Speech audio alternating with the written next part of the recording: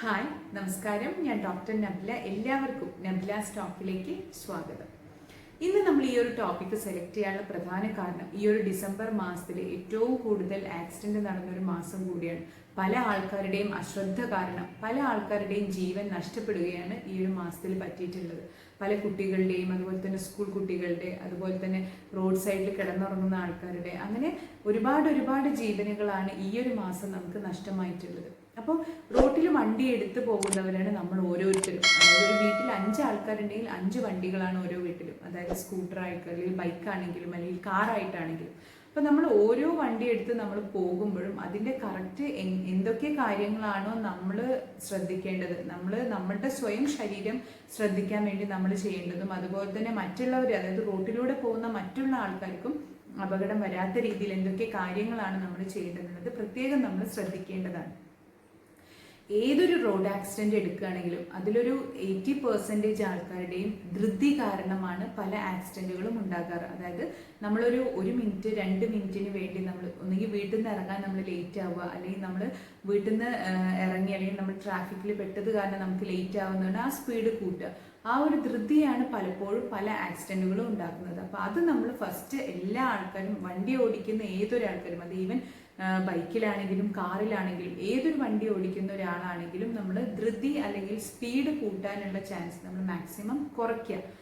അതായത് നമ്മൾ സ്പീഡ് കുറയ്ക്കാന്ന് ഉദ്ദേശിച്ചത്, നമ്മൾ വീട്ടിൽ നിന്ന് ഇപ്പോൾ ഒരു കറക്റ്റ് സമയത്ത് ഇറങ്ങുന്നതിന് മുമ്പായിട്ട് ഒരു 5-10 മിനിറ്റ് നമ്മൾ വീട്ടിൽ നിന്ന് നേരത്തെ ഇറങ്ങിക്കഴിഞ്ഞാൽ നമുക്ക് പതുക്കെ നമ്മൾ റിലാക്സ് ചെയ്ത് നമ്മുടെ മൈൻഡും ഫ്രീ ആയി നമുക്ക് കറക്റ്റ് നമ്മൾ ജോലി സ്ഥലത്തേക്കാണെങ്കിലും അല്ലെങ്കിൽ നമ്മൾ എങ്ങോട്ടാണോ ധൃതിയിൽ പോകുന്നത് ആ ഒരു സ്ഥലത്തേക്ക് നമ്മൾ വിചാരിച്ചതിനേക്കാളും നേരത്തെ നമുക്ക് എത്താൻ സാധിക്കും. അതുപോലെ തന്നെ നമ്മൾ എപ്പോഴും, അത് ബൈക്കിലാണെങ്കിലും പ്രത്യേകിച്ച് നമ്മൾ ഹെൽമെറ്റ് ധരിക്കാൻ പ്രത്യേകം ശ്രദ്ധിക്കുക. നമ്മൾ എത്രത്തോളം സ്പീഡിലാണോ പോകുന്നത് അതിനനുസരിച്ചിട്ടായിരിക്കും നമുക്ക് ഉണ്ടാകുന്ന ആഘാതങ്ങളും അതിനനുസരിച്ച് വർദ്ധിക്കും.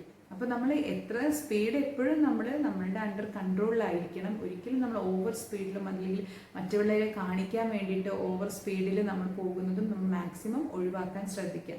ഇനി ഒരു ബൈക്കിൽ പിന്നിൽ പോകുന്ന ആളാണെങ്കിലും നിർബന്ധമായിട്ടും ഹെൽമെറ്റ് ധരിക്കേണ്ടത് അത്യാവശ്യമാണ്. കാരണം ഫ്രണ്ടിലുള്ള ആൾക്ക് ഉണ്ടാകുന്ന അതേ പരിക്കുകൾ തന്നെ ബാക്കിലുള്ള ആൾക്കാർക്കും വരാനുള്ള ചാൻസ് കൂടുതലാണ്. നമ്മൾ ബൈക്കിൽ നിന്ന് വീഴുമ്പോൾ നമ്മൾ വിചാരിക്കും ഇത് ഭയങ്കര പതുക്കല്ലേ പോകുന്നത്, ധൃതിയിൽ നിന്ന് വീണാൽ നമുക്ക് കാര്യമായിട്ട് പരിക്കൊന്നും പറ്റില്ല എന്ന് പലപ്പോഴും നമ്മൾ ബൈക്ക് ഓടിക്കുന്ന ആൾക്കാർക്ക് തോന്നും. പക്ഷെ ഒരിക്കലും അങ്ങനെയല്ല. നമ്മുടെ തലയാണ്, അതായത് ഹെഡാണ് ഏറ്റവും വെയിറ്റ്. അപ്പം തല ഓട്ടോമാറ്റിക്കലി വന്നിട്ട് റോഡിൽ ഇടിക്കാനുള്ള ചാൻസും വളരെ സിവിയർ ആയിട്ടുള്ള പരിക്ക് വരാനുള്ള ചാൻസും കൂടുതലാണ്. അതുകൊണ്ട് തന്നെ മുന്നിലിരിക്കുന്ന വ്യക്തിയും പിന്നിലിരിക്കുന്ന വ്യക്തിയും നിർബന്ധമായിട്ടും ഹെൽമെറ്റ് ധരിക്കേണ്ടത് അത്യാവശ്യമാണ്. അടുത്തതായി നമ്മൾ ശ്രദ്ധിക്കേണ്ട ഒരു പ്രധാന കാര്യം എന്ന് പറഞ്ഞു കഴിഞ്ഞാൽ, എപ്പം നമ്മൾ കാറിൽ കയറി കഴിഞ്ഞാൽ നമ്മൾ ഫസ്റ്റ് സീറ്റ് ബെൽറ്റ് ഇടാൻ മറക്കരുത്. സീറ്റ് ബെൽറ്റ് ഇടാൻ നമ്മൾ മുന്നിലിരിക്കുന്ന ആൾക്കാർക്കും അതുപോലെ തന്നെ കുട്ടികളെ എപ്പോഴും പിന്നിലിരുത്താൻ ശ്രദ്ധിക്കുക. അവർക്കും അവരുടെ ചൈൽഡ് സീറ്റ് ബെൽറ്റ് ഇട്ട് കൊടുത്തിട്ട് വേണം കുട്ടികളെ ഇരുത്താൻ. അതെന്ന് പറയുമ്പോൾ നമ്മൾ സഡൻ ബ്രേക്ക് ഇടുകയാണെങ്കിലും അല്ലെങ്കിൽ നമ്മൾ എപ്പോഴും ബ്രേക്ക് ഇടുമ്പോഴും കുട്ടികൾ തെറിച്ചു വന്നിട്ട് ഗ്ലാസ്സിൽ ഇടിക്കാനും ഒക്കെയുള്ള ചാൻസ് കൂടുതലാണ്. അപ്പോൾ അതുകൊണ്ട് തന്നെ നമ്മൾ എപ്പോഴും നിർബന്ധമായിട്ടും സീറ്റ് ബെൽറ്റ് എല്ലാവരും ഇട്ടിട്ടുണ്ട് എന്നുള്ളത് നമ്മൾ നിർബന്ധമായിട്ടും ശ്രദ്ധിക്കാം.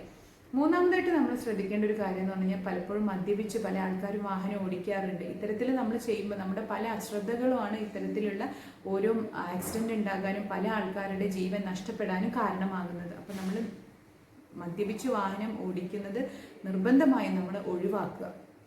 അടുത്തെന്ന് പറഞ്ഞു കഴിഞ്ഞാൽ, വണ്ടി ഓടിക്കുന്ന ആൾക്കാർക്ക് ഉറക്കം വരുന്നത് സ്വാഭാവികമാണ്. പല ആൾക്കാർക്കും രാത്രി വണ്ടി ഓടിച്ച് ശീലമില്ലാത്ത ആൾക്കാർ, അല്ലെങ്കിൽ രാത്രി ഉറക്കമൊഴിച്ച് ശീലമില്ലാത്ത ആൾക്കാരാണ് വണ്ടി ഓടിക്കുന്നതെങ്കിൽ, അല്ലെങ്കിൽ നമ്മളൊരു ലോങ് ഡ്രൈവ് കഴിഞ്ഞിട്ട് അല്ലെങ്കിൽ ഒരു ഉറക്കം ഒഴിച്ചിട്ടുള്ള നമുക്ക് എന്തെങ്കിലും ഒരു ഹെവി വർക്ക് കഴിഞ്ഞിട്ട് നമ്മൾ ഡ്രൈവ് ചെയ്യുകയാണെന്നുള്ളത് തീർച്ചയായും ഏതൊരാൾക്കും ഉറക്കം വരും. അങ്ങനെ നമുക്ക് ഉറക്കം വന്നു നമ്മുടെ ബോഡിക്ക് നമുക്ക് മനസ്സിലാവുകയാണെന്നുണ്ടെങ്കിൽ തീർച്ചയായും നമ്മളൊന്ന് റോഡിൽ സൈഡാക്കി നമ്മളൊരു 15 മിനിറ്റോ അല്ലെങ്കിൽ ഒരു അരമണിക്കൂറോ അല്ലെങ്കിൽ ഒരു 1 അവറോ നമ്മൾ ഉറങ്ങിയെന്ന് വിചാരിച്ചിട്ട് ഒന്നും സംഭവിക്കാൻ പോകുന്നില്ല. അതിനെ നമ്മൾ ഇപ്പോൾ ഉറക്കം വരികയാണെന്നുണ്ടെങ്കിൽ നമ്മളൊരു വണ്ടി സൈഡാക്കി നമ്മൾ ഉറങ്ങുന്നതുകൊണ്ട് ഒരു കുഴപ്പമില്ല. അത് നമ്മളുടെ ജീവനും അതുപോലെ തന്നെ മറ്റുള്ള റോഡിലുള്ള ഒന്നും അറിയാത്ത ആൾക്കാരുടെ ജീവനും രക്ഷപ്പെടാൻ അല്ലെങ്കിൽ സംരക്ഷിക്കാൻ അല്ലെങ്കിൽ പ്രൊട്ടക്റ്റ് ചെയ്യാൻ ഇത് വളരെയധികം സഹായിക്കും. അപ്പോൾ ഇത്തരത്തിലുള്ള നമ്മളുടെ അശ്രദ്ധകളും അതുപോലെ നമ്മുടെ കെയർലെസ് ആയിട്ട് നമ്മൾ ചെയ്യുന്ന പല കാര്യങ്ങളുമാണ് റോഡ് അപകടത്തിനുള്ള പ്രധാന കാരണങ്ങൾ. അപ്പം എത്ര നമ്മൾ റൂൾസ് സ്ട്രിക്റ്റ് ആക്കിയിട്ടും നമ്മൾ അവരെ ഗവൺമെന്റിനെ പറ്റിക്കുക അല്ലെങ്കിൽ പോലീസിനെ പറ്റിക്കുക എന്നുള്ളൊരു ലക്ഷ്യം മാത്രമാണ് പലപ്പോഴും പല ആൾക്കാരും ചെയ്യും. അപ്പോൾ നമ്മളെല്ലാവരും വണ്ടി എടുക്കുമ്പോൾ ഇത്തരത്തിലുള്ള കാര്യങ്ങളൊക്കെ ശ്രദ്ധിക്കണം. അത് നമ്മളുടെ ജീവനും അതുപോലെ തന്നെ മറ്റുള്ളവരുടെ ജീവനും നമുക്ക് സംരക്ഷിക്കാൻ സാധിക്കും. അപ്പോൾ ഈ വീഡിയോ നിങ്ങൾക്ക് ഉപകാരപ്രദമായിട്ടുണ്ടെങ്കിൽ അത് ലൈക്ക് ചെയ്യാനും സബ്സ്ക്രൈബ് ചെയ്യാനും മറക്കരുത്. ബൈ.